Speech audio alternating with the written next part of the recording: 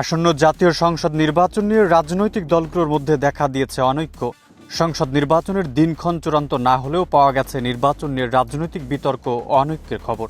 হঠাৎ করে নির্বাচন ইস্যুতে রাজনৈতিক দলগুলোর মধ্যে তৈরি হয়েছে দূরত্ব। নির্বাচনের আগেই সামনে আনা হচ্ছে নানা ইস্যু। আগামী ফেব্রুয়ারি এপ্রিলের মধ্যে নির্বাচন হবে কি না সেই বিষয়ে স্পষ্ট কোনো ধারণা পাওয়া না গেলেও রাজনীতির মাঠ পরস্পর বিরোধী বক্তব্যে সরগরম।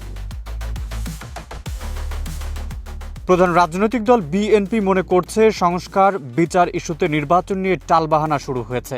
এদিকে জামায়াতে ইসলামী আরও কঠোর ভাষায় বলেছে, বর্তমান পরিস্থিতিতে নির্বাচন কিসের, এজন্য আগে নির্বাচনের পরিবেশ অবশ্যই তৈরি করতে হবে। অন্যদিকে নবগঠিত রাজনৈতিক দল এনসিপি জানিয়েছে, আগে জুলাই হত্যাকাণ্ডের বিচার ও সংস্কার, তারপর নির্বাচন। অন্যদিকে ইসলামী আন্দোলন বাংলাদেশও সংস্কার বিচার এবং পিআর পদ্ধতিতে নির্বাচনের দাবি জানিয়েছে। নির্বাচন নিয়ে দলগুলোর এমন পরস্পর বিরোধী বক্তব্যে তৈরি হয়েছে অনিশ্চয়তার।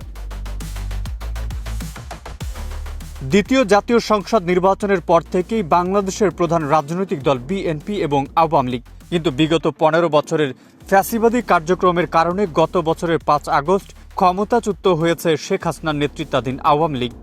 বাংলাদেশের একমাত্র স্মার্ট সিটি বসুন্ধরা এখন আরো নিরাপদ, আধুনিকতায় আরো এক ধাপ এগিয়ে। ডক্টর মোহাম্মদ ইউনূসের নেতৃত্বাধীন সরকার ইতিমধ্যে গণহত্যায় সম্পৃক্ত থাকায় আওয়ামী লীগের রাজনৈতিক কার্যক্রম সাময়িক নিষিদ্ধ করেছে। নির্বাচন কমিশনও দলটির নিবন্ধন স্থগিত রেখেছে। ফলে বিএনপির প্রতিপক্ষ হিসেবে বর্তমানে রাজনীতির মাঠে রয়েছে জামায়াত, এনসিপি সহ বেশ কিছু ইসলামী রাজনৈতিক দল। একসময়ের বিএনপির জোটসঙ্গী জামায়াত ইসলামী আগামীতে সরকারে থাকবে নাকি বিরোধী দলে যাবে সেটি এখনও অস্পষ্ট।